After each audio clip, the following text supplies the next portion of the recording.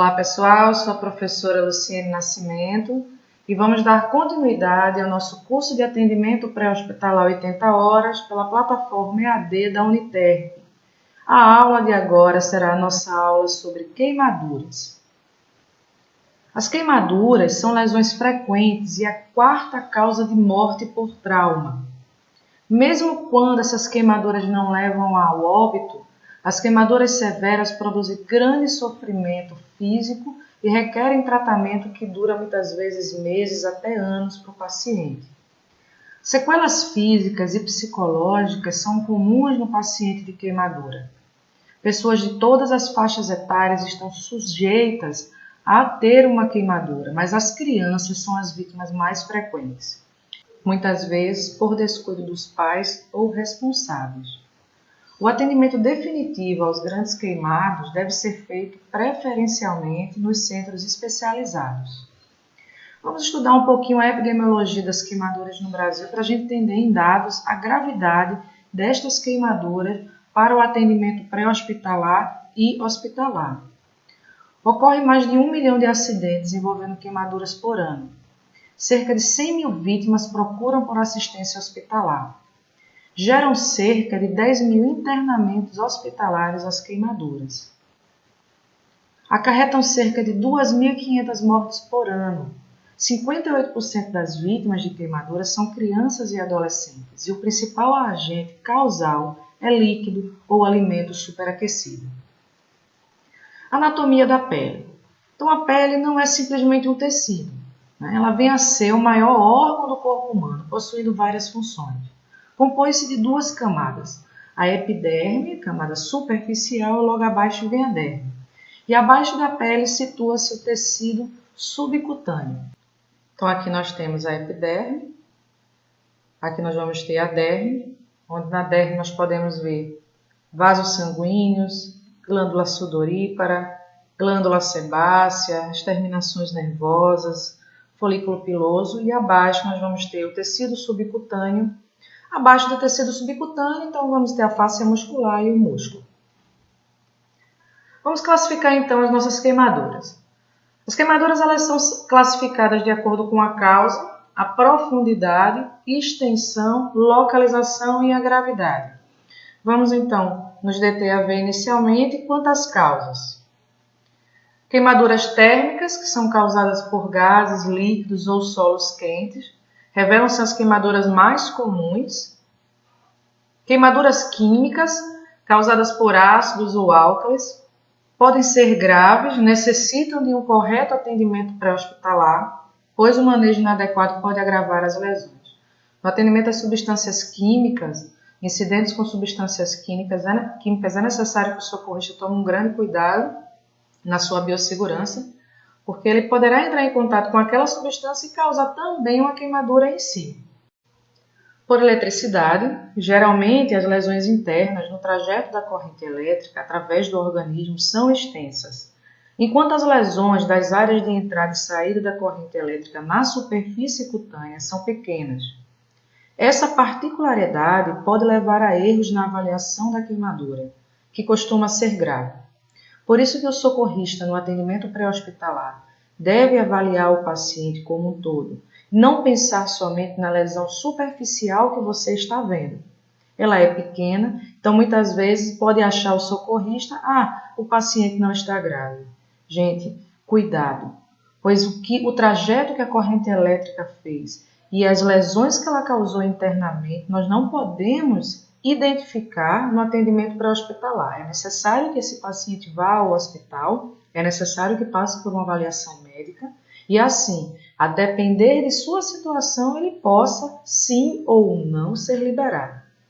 Todo paciente que ele sofre uma descarga elétrica e apresenta as queimaduras elétricas é considerado um paciente crítico necessitando ir para o hospital, por conta que não sabemos as lesões internas que esse paciente tem.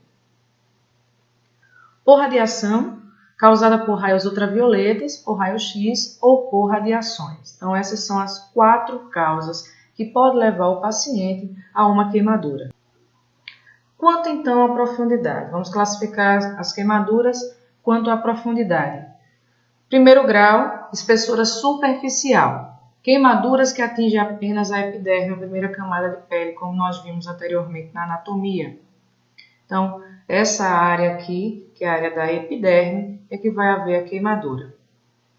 Sintomas: dor, formigamento e hiperestesia.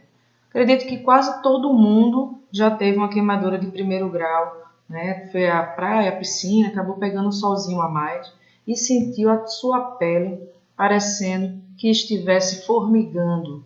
Se vai tomar o banho, até a água que bate, né, na pele incomoda, dói, né? Tem um aumento da sensibilidade, que é essa hiperestesia. A característica dessa queimadura é o eritema, ou seja, essa vermelhidão por conta da presença da perfusão tecidual. Pode ter um edema discreto ou pode nem ter edema, e a pele tem a característica de estar seca. Segundo grau, atinge a epiderme e a derme. Então, vai apresentar queimadura na primeira camada e para a segunda camada, que é a derme. Uma das características, né, dessa queimadura é a existência dessas bolhas que estão aqui nessa imagem, mas que a gente pode observar melhor na imagem aqui embaixo, tá? Essas bolhas são chamadas de flictenas. Existem algumas perguntas em relação ao atendimento pré-hospitalar, se devemos ou não estourar essas bolhas. Bem, no atendimento pré-hospitalar não é recomendado que estouremos as bolhas, pois se a gente estourar as bolhas, o ambiente não é um ambiente favorável, é um ambiente que é um ambiente sujo e a gente pode estar ajudando ali a propiciar mais infecção ao paciente. E são duas coisas que nós devemos nos preocupar muito ao atendimento de uma vítima de queimaduras. A vítima de queimadura ela tem uma tendência a morrer por desidratação, por perca de líquidos corporais por conta da queimadura, ou o paciente venha morrer depois pela infecção. Então, não estouramos essas bolhas. Isso vai ser realizado no ambiente hospitalar, dentro de todas as técnicas estéreis, com a equipe de saúde completa, realizando esse procedimento. Quais são os sintomas, então, da queimadura de segundo grau? Ela é muito dolorosa. A gente tem que lembrar que as terminações nervosas que estão na epiderme, elas estão sendo machucadas, então o paciente vai ter muita dor e vai ter um aumento da sensibilidade. A característica, a gente viu que uma das características primordiais é a presença das bolhas, mas também teremos a hiperemia, que é essa vermelhidão, o edema e a aparência úmida que tem nessas lesões. A de terceiro grau é a espessura total. Ela atinge toda a espessura da pele e chega até mesmo ao tecido subcutâneo. Então, nós vamos ter aqui epiderme destruída, derme destruída, certo? Chegando aqui a queimadura até a espessura do tecido subcutâneo. O sintoma característico é o paciente não sentir dor. Ora, mas ele não está queimado, por que ele não está sentindo dor? Bem, gente, as terminações nervosas foram todas destruídas. As terminações nervosas elas estavam na derme, e a derme foi destruída. Então, ele não vai sentir dor. É aquele paciente que vai enganar você no atendimento pré-hospitalar, você achando que ele não é grave. Então, acabe observando o tipo de ferimento. Se essa ferida, se essa lesão ela tem a característica enegrecida ou esbranquiçada, parecendo como se fosse um mármore, se é seca, se o tecido está endurecido, e se tem essa destruição de fibra nervosa, o paciente referindo que não está sentindo dor, você tem então uma queimadura de terceiro grau. Observemos aqui nas nossas imagens, nós temos aqui a queimadura de primeiro grau, tecido esbranquiçado, tá? Nós temos aqui um paciente afrodescendente e ele apresenta a sua região tóraco-abdominal esbranquiçada por conta da queimadura de terceiro grau. E temos também a queimadura de quarto grau, que ela atinge o tecido adiposo, ele já destruiu a epiderme, derme, tecido subcutâneo, atingindo também músculo, ossos, nervos. A pele fica cinza, seca e carbonizada em alguns locais. Observe aqui essas duas imagens. Essas duas imagens elas estão refletindo para a gente a queimadura de quarto grau. Esse paciente aqui está bem característico mesmo, apresentando aqui a estrutura óssea toda danificada, esse membro superior esquerdo do paciente por conta de uma queimadura de quarto grau. Continuando a classificação, vamos à classificação quanto à extensão, quanto ao tamanho, quanto à chamada superfície corporal queimada. A extensão da queimadura ou a porcentagem da área da superfície corporal queimada é um dado importante para determinar a gravidade da lesão e o tratamento a ser instituído tanto no local do acidente quanto no hospital. Essa regra que está aqui é a regra de Polanski-Tennyson, que nós encontramos ela no livro PHTLS e na maioria das bibliografias que falam sobre atendimento à vítima queimada, e ela divide o corpo do ser humano em múltiplos de 9. No adulto, nós vamos ter a cabeça, juntando tanto a parte frontal quanto a parte posterior, toda a região da cabeça com o pescoço, 9%. A região tóraco-abdominal frontal, 18%, cada braço 9%, região genital 1%, cada perna do adulto 18%. E na parte posterior, nas costas, nós vamos ter toda a parte posterior até o fim das nádegas, no adulto 18%. Na criança, essa regra de Polanski ela tem uma alteração, porque anatomicamente as nossas crianças elas apresentam uma cabeça um pouco maior do que o adulto em relação às suas pernas. Então, na criança, a alteração da regra de Polanski vai ser na cabeça, que no lugar de igual ao adulto, que era 9%, vai ser 18% na criança, e as pernas, que no adulto é 18%, na criança, cada uma dessas pernas será 13,5%. Quanto à localização, a queimadura ela é classificada de acordo com o local. Então, nós temos, considerando como críticas, como graves, as áreas como mãos, face, pés e região genital. E também nós temos as queimaduras que envolvem as vias aéreas como bastante graves. Então, ao observar que o paciente tenha essas áreas, essas localizações queimadas, é configurado no paciente uma queimadura grave. E também quanto à gravidade, que são 7 fatores para determinar a gravidade da queimadura, a classificação dela enquanto grave. A profundidade, então, primeiro, segundo, terceiro e quarto grau, então nós vamos ter no paciente, quanto mais profundo, mais grave. A extensão, tamanho de superfície corporal queimada. Se envolve áreas críticas como mãos, pés, face e genitália.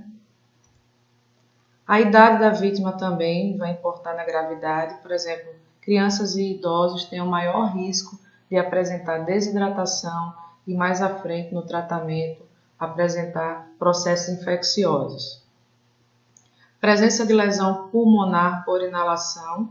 Se o paciente ele está no local que ele está apresentando fogo, vai ali ser liberado gases e esses gases poderão acabar causando a intoxicação no paciente por inalação. Um exemplo que a gente dá é o caso da Boate Kiss, que muitas pessoas morreram no local por inalação dos gases que estavam sendo liberados ali pelo material que estava sendo queimado. Presença de lesões associadas, exemplo, se o paciente tem queimadura e traumas. Então, também isso vai configurar ser mais grave a queimadura desse paciente. Se o paciente possui doenças pré-existentes, como diabetes, insuficiência renal, insuficiência coronária, então, se ele tiver doenças pré-existentes que possam piorar o seu quadro de queimadura, com trauma, então é considerado grave. Nunca devemos passar manteiga ou passar pasta de dente, estourar as bolhas no atendimento pré-hospitalar, usar pasta d'água, usar clara de ovo. Tudo isso nós não devemos realizar no atendimento às vítimas de queimadura. Então, o que fazer? O tratamento que nós usamos também é baseado no protocolo do SAMU e ele diz que nós devemos afastar o paciente do agente causador ou o agente causador afastar do paciente. Realizar avaliação primária e secundária. No paciente politraumatizado grave, priorizar o atendimento ao trauma e os efeitos sistêmicos da queimadura e depois em si tratarmos da lesão da queimadura. Monitorizar a oximetria de pulso, manter permeabilidade das vias aéreas Então, devemos deixar o paciente com a via aérea aberta para ele poder respirar melhor. Observar o aspecto geral da face dos pacientes, cílios, sobrancelhas, pelos do nariz e condições respiratórias e informar a regulação médica, porque se nós observarmos bem a face do paciente, a gente pode colher informação se ele tem também queimaduras nas vias aéreas. Administração de oxigênio em alto fluxo. Expor a área queimada, retirando as roupas que não estejam aderidas. Cuidado, pessoal, não é para a gente tirar aquela roupa que grudou no paciente, que acabou fundindo com o paciente por conta do calor. A gente vai tirar as que não estão aderidas. Retirar objetos como anéis, alianças, brincos, pulseiras, relógio, carteira, cinto, desde que eles não estejam aderidos à pele do paciente. Irrigar com soro fisiológico em abundância, objetivando o resfriamento da área queimada. Em seguida, nós vamos cobrir esta queimadura com compressas secas, estéreis e não aderentes. Prevenir a hipotermia.